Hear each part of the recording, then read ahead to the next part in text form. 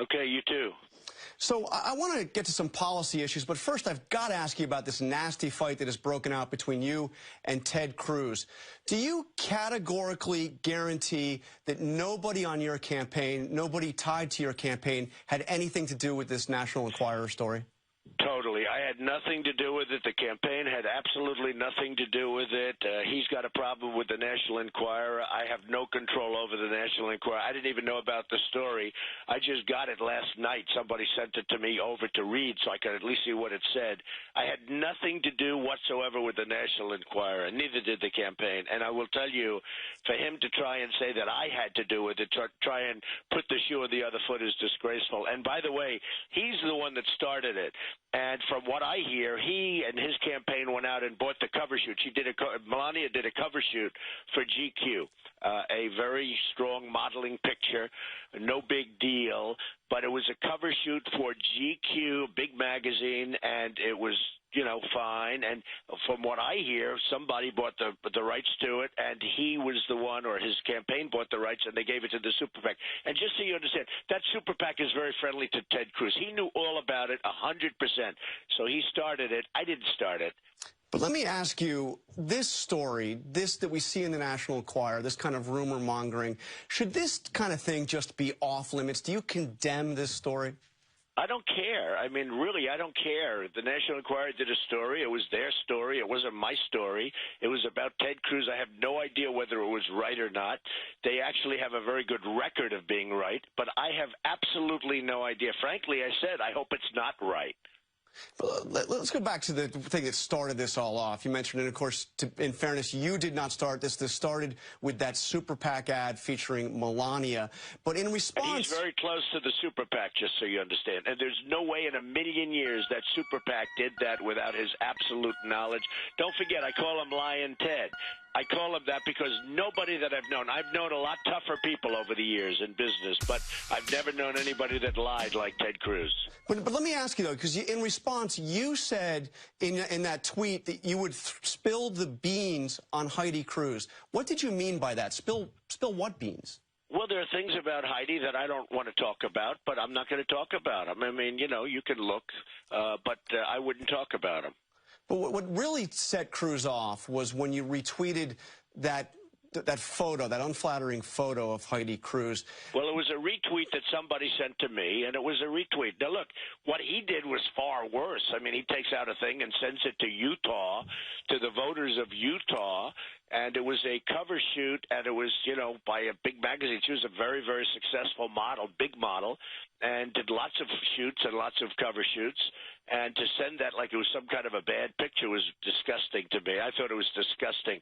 And they put they make me like the bad guy here.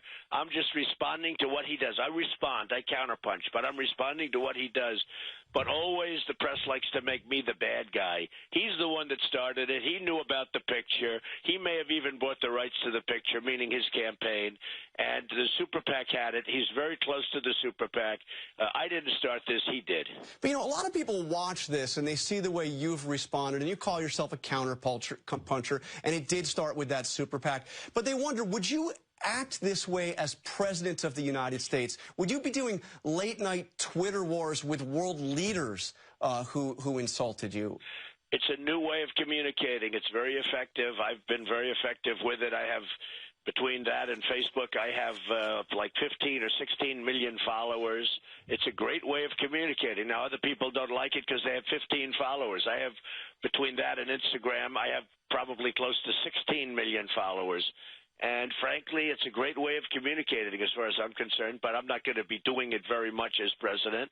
I will say, I will act in the best interests of our country. I will act to protect our country, whether that's counterpunching or not. Our country is going to be protected, not like it is now where we have nobody at the helm, where we have nobody protecting the interests of our country, where we're being ripped off by every single nation in the world, and we can't even beat ISIS at war.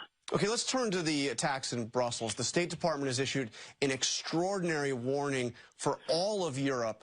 Do you think that Europe right now is a safe place for Americans to travel? Well, I'm the only one that predicted it. I said Brussels is a hellhole, and the New York Times mocked me and said a couple of months ago, the New York Times did a big story about how dare Donald Trump say Brussels is a hellhole, how dare they, and then all of a sudden it came out the attack took place at Brussels. I understand what's going on around the world far better than these politicians do. I'm all over, and I have friends that are all over the world. I will tell you, I was really hit hard by the New York Times in an article, how dare I attack Brussels. And now this happened. And you know, the biggest thing on the Internet, one of the big things on the Internet was that Trump was 100% right about Brussels. But right now, do you think that that Europe is a safe place for Americans? More to the point, would you feel comfortable traveling to Europe right now with your family? I don't think America is a safe place for Americans. You want to know the truth. I don't think England or I don't think that Europe is a safe place. No, I don't.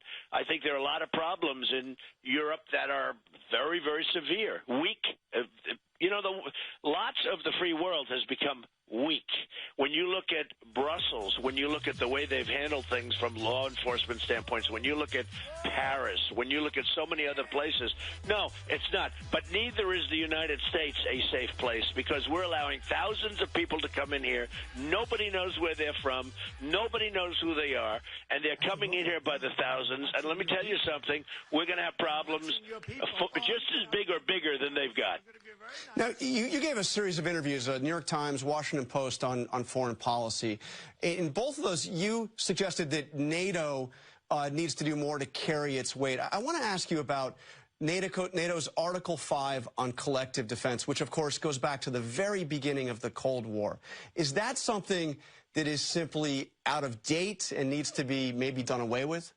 I think NATO is obsolete. NATO was done at a time you had the Soviet Union, which was obviously larger, much larger than Russia is today. I'm not saying Russia's not a threat, but we have other threats. We have the threat of terrorism, and NATO doesn't discuss terrorism. NATO's not meant for terrorism. NATO doesn't have the right countries in it for terrorism. And what I'm saying is that we pay, number one, a totally disproportionate share of NATO. We're spending the lion's share is paid for by us, disproportionate to other countries. And if you look at the Ukraine, we're the ones always fighting on the Ukraine. I never hear any other countries even mentioned. And we're fighting constantly. We're talking about Ukraine, get out, do this, do that. And, I mean, Ukraine's very far away from us. How come the countries near the Ukraine, surrounding the Ukraine, how come they're not opening up and they're not at least protesting? I never hear anything from anybody except the United States. What I'm saying is NATO is obsolete. NATO is obsolete, and it's extremely expensive to the United States, disproportionately so. And we should readjust NATO. And it's going to have to be either readjusted to take care of terrorism, or we're going to have to set up a new coalition, a new group of countries to handle terrorism, because terrorism is out of control. But Ukraine's not a member of NATO. There are no U.S. troops involved in Ukraine. I'm not saying they're a member. What I'm saying about Ukraine is when we want to protect you, when Russia's going into Ukraine, we immediately get NATO. I don't hear from the other countries. I don't hear that having to do with Ukraine. I don't hear from the other countries in NATO. I don't hear from Germany. I only hear from the United States. We've got to, do this, and we're constantly telling Russia what to do. And it's all fine if everybody partakes, but I don't see other people partaking. And then you say, why are we paying, John? Why are we paying disproportionately the cost of NATO? We're paying a tremendous amount more than we should be from the standpoint of proportion. So I look at that. I look at the fact that it was a long time ago. There's nothing wrong with saying that a concept was good, but now it's obsolete or now it's outmoded. Now, it can be trimmed up and it can be reconfigured, and you can call it NATO, but it's got to be changed. I mean, this thing was done many decades ago, and there's nothing wrong with saying it's obsolete, but it is obsolete. And by the way, I took a lot of heat for saying that, and now everyone's agreeing with me. I mean, I'm reading pages of media where now people are agreeing with me. I always take heat. I mean, I listened to somebody this morning on one of your competing channels talking about Washington Post. I gave a very good interview to the Washington Post, and frankly, I thought it was very good. It's very interesting. Everybody was knocking on NATO like they do usually when I talk about illegal immigration. I went I went through hell with illegal immigration. Now everyone's saying Trump is right. When I talked about the problems that we have with trade, now they're all saying Trump is right. Same thing with NATO. When I did that 2 days, I took abuse from the media, falsely. Now people are saying, many people are saying, Trump is right. He's absolutely right about NATO. So let me ask you, you've said that Islam is at war with us. A lot of people wonder, given some of your proposals, whether or not you would go the next step towards internment camps. And I know you've never proposed that, but let me just ask you here now, would you categorically rule out the idea of internment camps for American Muslims? Is that something that just never must... I would rule it out, but we would have to be very vigilant. We're going to have to be very smart. We're going to have to be very vigilant. And if we're not very, very strong and very, very smart, we have a big problem coming up. We've already had the problem. Check out the World Trade Center, okay? Check out the Pentagon. We've already had the problem. But I would say you have to be extremely strong. You have to keep your eyes open. And by the way, Muslims in our country have to report bad acts, okay? When you look at what happened in Europe, in Brussels, where many people knew this thug from last week was living right in the midst of them, right only a few doors down from where he was living previously. They knew he was there. Nobody reported him. Okay, so let me ask you about a petition you may have seen that is gaining strength now with more than 30,000 signatures that is calling on the Republican National Committee to allow delegates at the convention in Cleveland to exercise their Second Amendment rights by carrying guns to the convention. They have put this petition. They are calling on presidential candidates like you to, quote, call upon the RNC to rectify this affront to our Second Amendment freedoms and insist upon a suspension of the Quicken Loans Arena unconditional gun-free zone. So let me ask you, what do you think? Should delegates to the Republican convention be allowed to bring guns? I haven't seen the petition at all. I'm hearing it now for the first time. I will certainly take a look at it, and I'll let you know. But I have not seen the petition. So you're open to the idea of I have not seen the petition. I want to see what it says. I want to read the fine print. I have to see what it says. I'm a very, very strong person for Second Amendment. I think very few people are stronger, and I have to see the petition. But I'm not going to comment to you when I haven't seen it. You just give me a few words. Okay, because you are, as you said, probably the biggest critic of gun-free zones of any of the candidates. As you said, very strong on the Second Amendment. Forget the petition. What do you think of this idea of having delegates be able to carry guns, exercise their Second Amendment rights? I don't want to forget the petition. I don't want to forget the petition because you're talking about a petition. I will take a look at it. It's the first I hear about it, of it. And frankly, nobody's stronger in the Second Amendment than me, but I would like to take a look at it. Okay, now you're getting closer and closer to getting the delegates you need to clinch the nomination. But look at what happened in Louisiana. You won the state of Louisiana, but it looks like Ted Cruz is coming out of there with more delegates, maybe as many as 10 more delegates, and he's getting them on the key committees that will write the rules for the Republican convention. Is Ted Cruz trying to steal this nomination from you? Well, it tells you what a crooked system we have and what a rotten political system we have. And frankly, I'm millions of votes more than I have millions of votes more than Lion Ted. I have millions of votes more. I have many delegates more. I've won areas, and he's trying to steal things because that's the way Ted works. Okay, the system is a broken system. The Republican tabulation system is a broken system. It's not fair.